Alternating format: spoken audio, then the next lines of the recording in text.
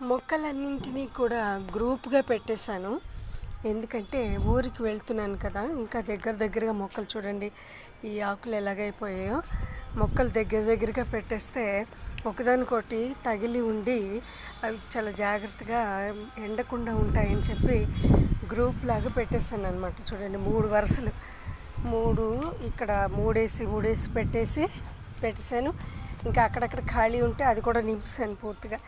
ఎందుకంటే కాస్త ఫ్రెష్గా ఉంటుంది, ఒకదానికొకటి తగిలి ఎండకుండా, కొంచెం ఎండకుండా ఉంటాయని చెప్పి.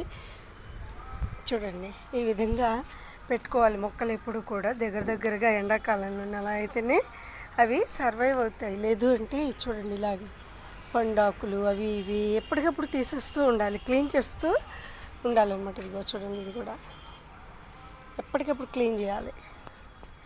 సమూహం అన్నమాట, మొక్కల